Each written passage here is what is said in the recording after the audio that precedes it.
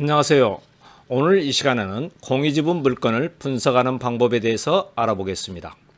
많은 사람들이 공유지분 물건에 대하여 공유자 우선 매수 신고가 있으면 입찰에 참여하기를 꺼리는 것 같습니다. 왜냐하면 공유자 우선 매수 신고가 있는 물건은 입찰을 해서 최고가 낙찰인으로 되더라도 공유자가 우선 매수 신고를 해버리면 차순위로 되기 때문입니다. 그러나 반드시 그런 것만은 아니라는 것을 아셨으면 해서 오늘 방송을 기획하게 됐습니다. 자, 필자는 경매와 관련한 다수 책자를 집필하였으며 최근 만화로 배우는 부동산 등기 책자까지 마무리하였습니다. 현재는 유치권 관련 책자를 집필하고 있습니다. 빠른 시간 내에 완성하여 여러분들께 선보이도록 하겠습니다. 필자는 현재 의정부에서 세형 경매 학원을 운영하면서 강의를 하고 있습니다. 자, 먼저 민사집행법에서는 공유자 우선 매수권이 어떻게 되어 있는지 보겠습니다.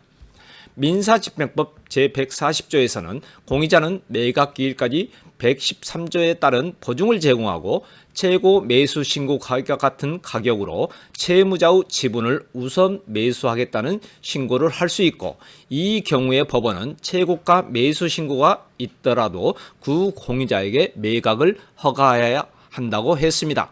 이렇게 공유자가 우선 매수 신고를 한 경우에는 최고가 매수 신고인을 제114조의 차순위 매수 신고인으로 본다라고 하고 있습니다. 자, 이런 문구를 표로 만들어서 보면 더욱 쉽게 이해가 가능할 겁니다. 갑과 을이 공유 지분으로 소유하고 있는 물건에 을이 자신의 지분의 근저당을 설정한 후 상환을 하지 않아 을의 지분이 임의경매에 들어가게 되었습니다. 이때 공유자 갑이 매각 기일 전까지 공유자 우선 매수 신고를 하고 보증금을 납입하면 매각 기일에 비용이 최고가 매수 신고를 했더라도 공유지분권자 갑이 공유자 우선 매수 신고를 하면 을이 입찰한 비용이 입찰한 최고가와 같은 금액으로 갑이 최고가 매수인이 되고 비용은 차순위 매수 신고인이 된다는 것입니다. 필자는 공유지분 경매에 관하여 제14, 15, 17, 18, 20회차에서 방송을 하였습니다.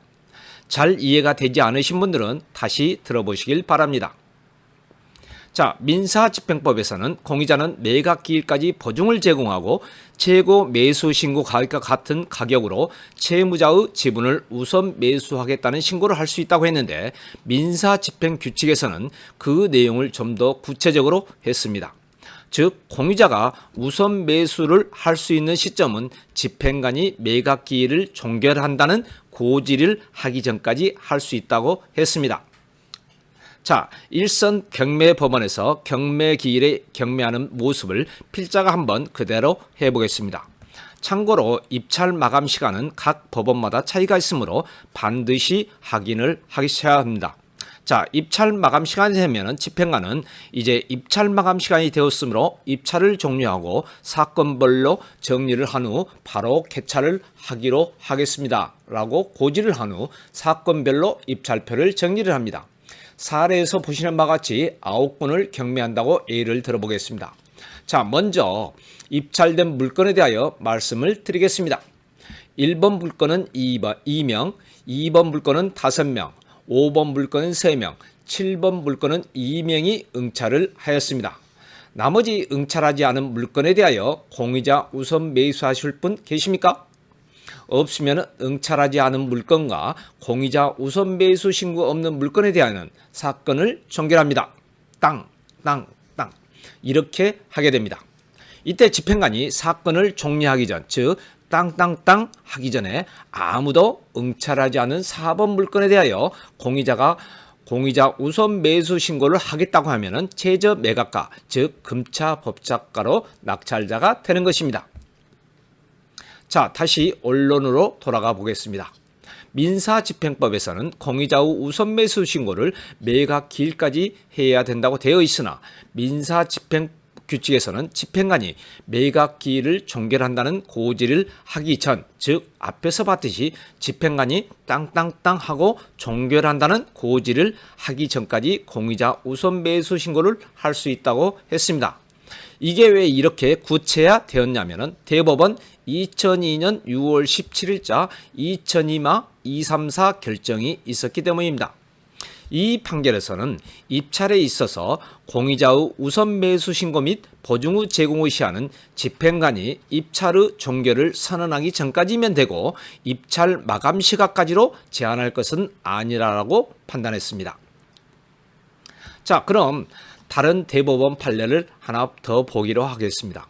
대법원 2011년 8월 26일자 2008마 637 결정입니다. 이 판례에서는 채무자의 공의지분에 대한 경매 절차에서 공의자가 우선 매수 신고를 하고서도 매각 기일까지 보증을 제공하지 않은 경우 우선 매수권을 포기하거나 상실한 것으로 볼 수 있는지 여부에 대하여 살펴보면은 원심에서는 공의자가 보증금을 제공하지 아니한 채 먼저 우선 매수 신고를 하였다 하더라도 매각 기일이 종결되기 전까지 보증금을 제공하면 적법한 우선 매수 신고를 한 것으로 볼 수 있으나 우선 매수 신고를 하였음에도 매각 기일이 종결될 때까지 보증금을 제공하지 아니한 것은 공의자로서의 우선 매수권을 포기한 것으로 봄이 상당하다.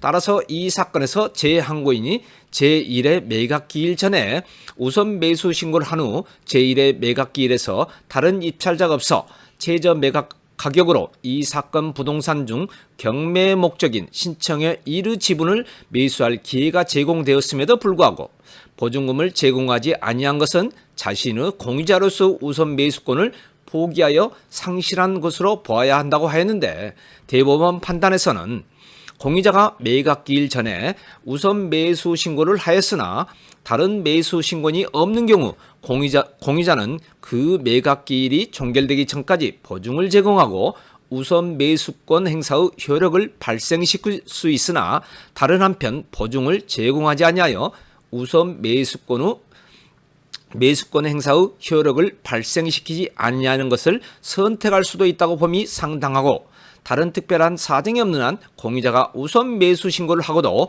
그 매각 기일에 보증을 제공하지 아니한 것만으로 우선 매수권을 행사할 법적 지위를 포기하거나 상실하는 것으로 볼 수는 없는 것이다라고 판단했습니다.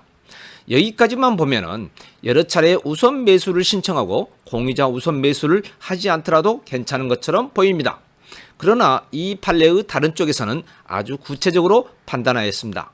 이제 이 판례의 다른 쪽을 보도록 하겠습니다. 자, 이 판례의 다른 쪽에서는 공의자가 여러 차례 우선 매수 신고만 하여 일반인들의 매수 신고를 꺼릴 만한 상황을 만들어 놓은 뒤 다른 매수 신고인이 없을 때는 보증금을 납부하지 않는 방법으로 유찰이 되게 하였다가 다른 매수 신고인이 나타나면 보증금을 납부하여 자신에게 매각을 허가하도록 하는 것이 민사집행법 제121조 제108조 제2호의 재고가 매수 신고인이 매각의 적정한 실시를 방해한 사람에 해당되는 매각 불허가 사유가 되고 공의자가 민사집행법 제140조 우선 매수권 제도를 이용하여 공유부동산의 채무자 지분에 대한 경매 절차에서 두 차례에 걸쳐 우선 매수 신고를 하였으나 제2의 매각 기일까지 다른 매수 신고인이 없자 매수 신청 보증금을 납부하지 않는 방법으로 유찰이 되게 하였다가 제3의 매각 기일에 다시 우선 매수 신고를 하면서 입찰에 참가한 사안에서 공의자가 우선 매수 신고를 하고도 매각 기일까지 보증을 제공하지 않는 것을 우선 매수권의 포기로 본 원심 판단은 잘못이나 위 공의자는 매각의 적정한 실시를 방해한 사람에 해당되므로 매각을 불허가한 결론은 결국 정당하다고 판단하였습니다. 이제 이런 내용을 숙지하고 현재 경매가 진행되고 있는 경매 물건을 보면서 각 집행법원에서는 공의자가 있는 경매 물건을 어떻게 경매를 진행하고 있는지를 보겠습니다. 자, 먼저 서울 북부지방법원 2019 타경 102,901호 물건입니다. 참고로 여기에서 보여드린 사례는 지지옥션 경매 사이트에서 발췌한 내용임을 말씀드립니다. 자, 법원 경매 기록에서 보면은 이 물건의 공의자는 매각 기일 전인 2020년 2월 3일에 공의자 우선 매수 신청을 하였습니다. 그런 다음 이 공의자는 매각 기일에 아무도 응찰하지 않았는데도 공의자 우선 매수 신청을 하여 법사 가격으로 낙찰이 되었습니다.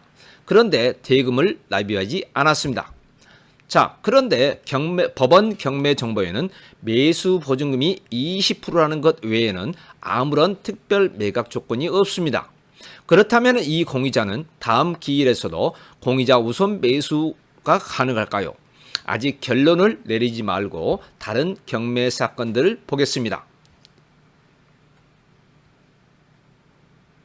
자, 부천지방법원 2019 타경 36,559억 물건입니다. 이 사건도 공의지분 물건이고 공의자가 있는 물건입니다. 자, 이 물건의 법원 경매 기록을 보면은 물건 비고란에 공의자의 우선 매수 신고는 1회에 하나여 행사할 수 있다는 특별 매각 조건이 있습니다. 이제 또 다른 경매 사건을 보도록 하겠습니다. 의정부 지방법원 2019 타경 5188호 2번 물건입니다. 이 물건도 공의지분으로 경매가 진행되고 있습니다. 이 물건의 법원 경매 기록을 보니까 물건 비고란에 아무런 내용이 없습니다.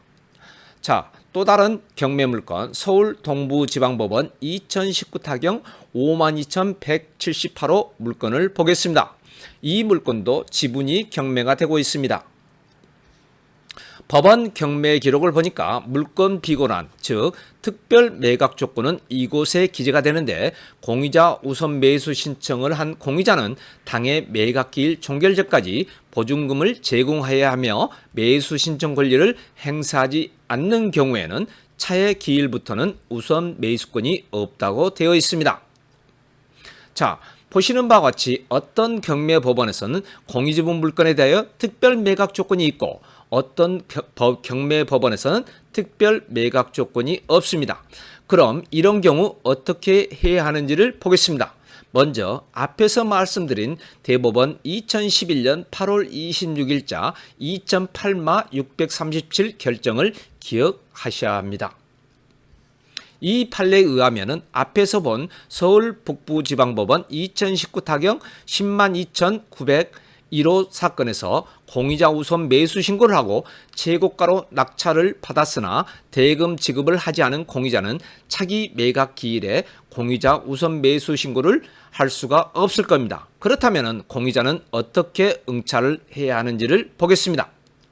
자, 이런 경우 공의자 갑은 공의자 우선 매수 신청을 하기 위해서는 민사집행법에서 말한 바와 같이 매각 기일까지 미리 공의자 우선 매수 신청을 하지 말고 매각 기일에 경매장에 보증금과 신분증, 도장을 지참하고 있다가 아무도 응찰하지 않으면 그냥 되돌아서 오고 차기 경매 기일에서도 보증금과 신분증, 도장을 지참하고 있다가 아무도 응찰하지 않으면 다시 돌아오고 또 다른 경매 기일에 누가 응찰하면 그때 비로소 공의자 우선 매수 신청을 하면 됩니다. 그러므로 미리 경매 법원에 공의자 우선 매수 신청을 하면은 안 됩니다. 자, 오늘 이 시간에는 공의지분 물건을 분석하는 방법에 대하여 알아보았습니다.